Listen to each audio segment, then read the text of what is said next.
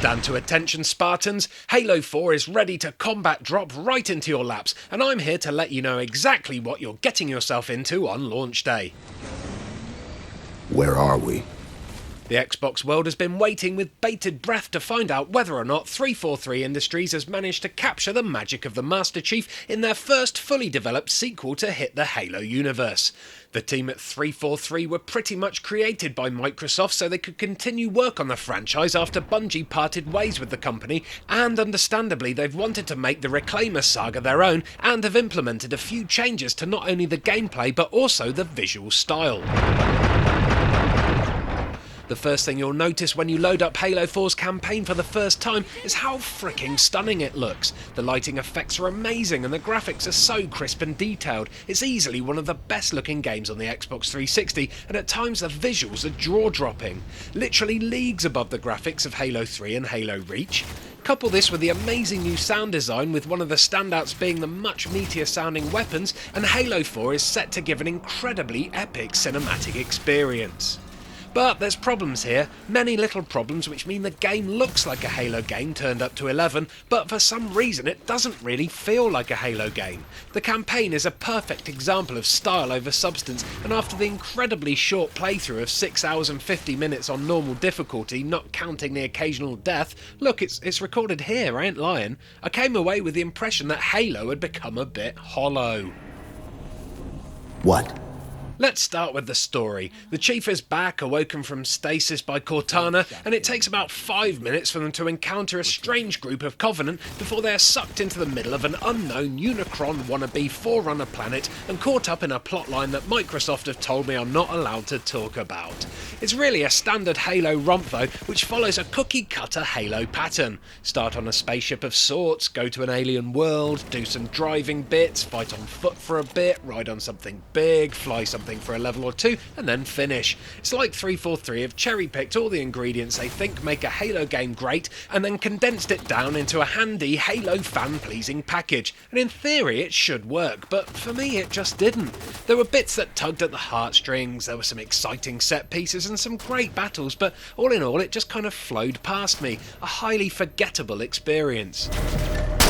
343 have gone on record as saying that they wanted to focus more on the Master Chief and Cortana's characters this time round, and by making their relationship the centre of the story they have really done that, although I'm not too sure what they were trying to achieve. There's a very weird love story undertone here, an uncomfortable, almost sexual relationship between the two at times, which is just weird considering he's a genetically engineered killing machine and she's, well, she doesn't really exist, she's just an AI program, but it doesn't stop her from shouting, "Chief, pull me!" every 5 minutes. It's a bit like a Navy SEAL fapping over some hentai, but unfortunately for him, everyone's watching this time.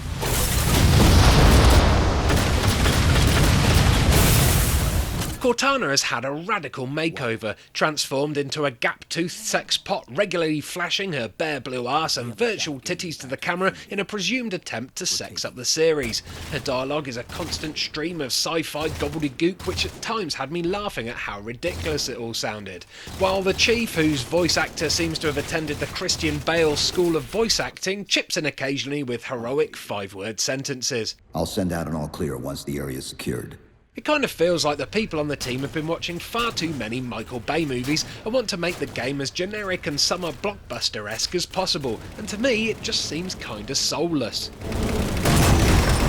The epic huge levels we all know and love from Halo seem to have gone now too. They all feel smaller, more enclosed somehow. That huge open world feeling I felt in the original Halo has gone, replaced with that standard corridor shooter feel as you move from one scripted battle arena to another.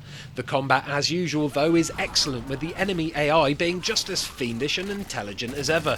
It's just kind of let down by the fact that the new bad guys, the Prometheans, are really, really annoying. So what do I mean by annoying? Well, 343 seem to have picked the worst types of FPS bad guys for these digital douchebags. Flying bad guys that can resurrect dead bad guys? God, that's annoying. Teleporting bad guys? Oh, that sucks so hard. And tiny, fast-moving dog-like things that swarm you and attack below the waist while you're trying to shoot the flying bad guys above you. Oh God, it's just plain aggravating fighting these guys sometimes. It does make you feel good when you kill them all though, but that's more a feeling of relief rather than contentment. The Covenant remain a joy to fight though, perfectly designed to deliver exciting battles that work with the Xbox controller, not against it like the Prometheans. Another new addition that 343 has brought to the franchise is Spartan Ops. It's a rather experimental episodic co-op campaign which will be released episode by episode in the months after its release. The first episode is included on disc and comprises of 5 chapters which follow the narrative of a CGI cinematic which sets the scene. Ladies and other Spartans, listen up. It's very basic co-op fare and each chapter feels pretty short and rather dull. The level and mission design seems very lazy and comprises of shoot these, press this mission objectives. It's fun enough for a co-op mode but lacks the play it again Sam feel of Firefight, the mode which it replaces. I don't think I would ever return to a Spartan Ops chapter I'd already completed by choice. The lack of substance makes them boring, turn your brain off action. And that brings me to by far the best part of Halo 4, the War Games, which is what 343 have decided to call its multiplayer section. All the old school Halo multiplayer modes are here, and newer modes have been added like Flood, which is 343's take on Infection, where the players become Flood-infected Spartans rather than zombies, and Regicide, my favourite mode to play now, which is a free-for-all game mode where the leader is king, and all other players have to hunt them down and kill them to steal their throne. Other new additions to the multiplayer include Ordnance, which is blatantly a Call of Duty care package rip-off. It lets you choose one of 3 random perks or special weapons once you fill a special meter, but it adds a lot to the excitement of the gameplay. Then there's Promethean Vision, a perk which lets you see enemies through walls. It's also available in the campaign and it works well, but it's something that the Blacklight games have been doing for a couple of years now, and this feels very much like jumping on the bandwagon. The ranking system has also been heavily influenced by COD, and along with unlockable weapons for your customisable loadouts, there is also a prestige-esque level system which unlocks unique armour specialisations if you hit a certain amount of XP. Double kill! Rather than feeling like a Frankenstein's monster of gameplay ideas though, it all works really well together and makes the whole package moorish as hell. This is the mode you'll be returning to time and time again, while Spartan Ops and the campaign mode gather dust on your hard drive. It feels like I've given Halo 4 a bit of a shit kicking in this review. In fact, I have. It's not because I'm purposely being harsh though, it's just that I've been a fan of the Halo series since the start. It was Halo that made me buy the original Xbox, I played Halo 2 multiplayer to death, and for me, personally, it seems that Halo 4 is missing a lot of the magic that Bungie gave the series. It's not a bad game though, it's beautiful to look at and there's a lot of fun to be had, especially with the multiplayer, and it's important to remember that this is only 343's first try and they do have an incredible legacy to live up to, so criticism should be harsh in order to get this series back to its glory days.